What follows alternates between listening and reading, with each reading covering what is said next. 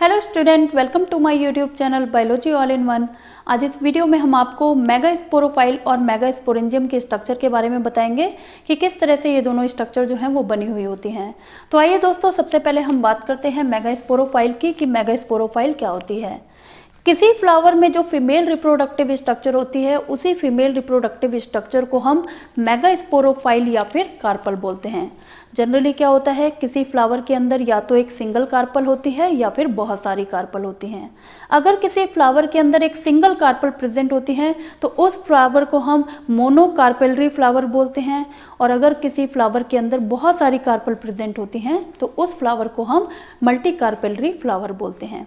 कई बार कुछ फ्लावर में ऐसा भी देखा गया है कि जो कार्पल प्रेजेंट होती हैं वो सारी कार्पल आपस में फ्यूज फॉर्म में होती हैं। अगर सारी कार्पल्स जो हैं एक दूसरे से फ्यूज होती हैं तब उन कार्पल को हम सिन कार्पस बोलते हैं। अगर सारी कार्पल्स जो हैं किसी फ्लावर की वो फ्री फॉर्म में हो तब हम उनको एपोकार्पस बोलते हैं। अब हम बात करेंगे कि किस तरह से ये कार्पल जो है वो बनी होती है, इसके कौन कौन से पार्ट होते हैं। जनरली ये जो मेगा स्पोरोफाइल जिसे हम कार्पल बोल रहे हैं, ये मेगा स्पोरोफाइल के 3 रीजन होते हैं। इसका जो अपर स्पोर्ट होता है, मीन्स अपर रिसेप्टिव स्पोर्ट होता है, उसको हम स्टिग्मा बोलते हैं। इसे हम रिसेप्टिव स्पोर्ट इसलिए बोल रहे हैं क्योंकि इसी के ऊपर क्या होता है, जो पॉलन ग्रेन है वो आकर इकट्ठा होते हैं आफ्टर पॉलिनेशन। मीन्स पॉलिनेशन के बाद पॉलन ग्रेन जो है इसी रीजन में आकर इकट्ठा होते हैं। फिर उसके बाद इस कार्पल का जो नीचे वाला पोर्शन होता है, बेसल पोर्शन होता है, जो फूला हुआ पोर्शन होता है, उस पोर्शन को हम ओवरी बोलते हैं। और ओवरी के अंदर एक स्पेशल स्ट्रक्चर प्रेजेंट होती है जिसको हम ओव्यूल या फिर मेगा स्पोरेंजियम बोलते हैं। अब क्या होता है, ये जो ओवरी के अंदर ओव्यूल होता है, कुछ ओवरी ऐसी होती हैं जिनके अंदर एक सिंगल ओव्यूल भी हो सकता है, और कुछ ओवरी ऐसी भी होती हैं जिनके अंदर बहुत सारे ओव्यूल भी हो सकते हैं। ओवरी जो होती है वो आगे चलकर मीन्स डेवलपमेंट होने के बाद आफ्टर फर्टिलाइजेशन जब डेवलपमेंट होती है तो ओवरी से आगे चलकर फ्रूट की फॉर्मेशन होती है, जबकि ये जो ओव्यूल होता है, ओव्यूल आगे चलकर सीड की फॉर्मेशन करवाता है। तो हम कह सकते हैं कि ओवरी जो है वो फ्यूचर फ्रूट बनाने का काम करती है, जबकि ये जो ओव्यूल है वो आगे चलकर फ्यूचर में सीड बनाने का काम करता है।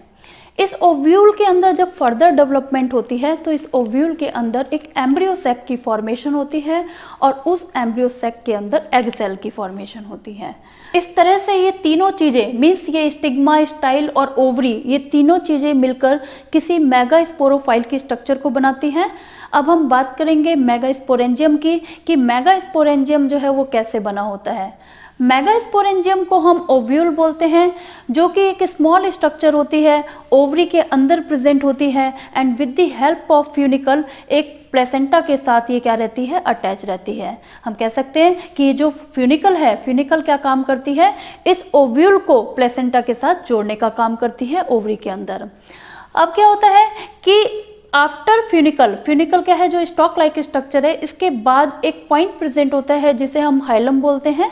हाइलम वो पॉइंट होता है जो इस ओव्यूल को इस फ्यूनिकल से जोड़ने का काम करता है। Means hilum is a point of attachment between ovule and funicle. Ovule और फ्यूनिकल के बीच का जो पॉइंट ऑफ अटैचमेंट होता है उसको हम हाइलम बोलते हैं।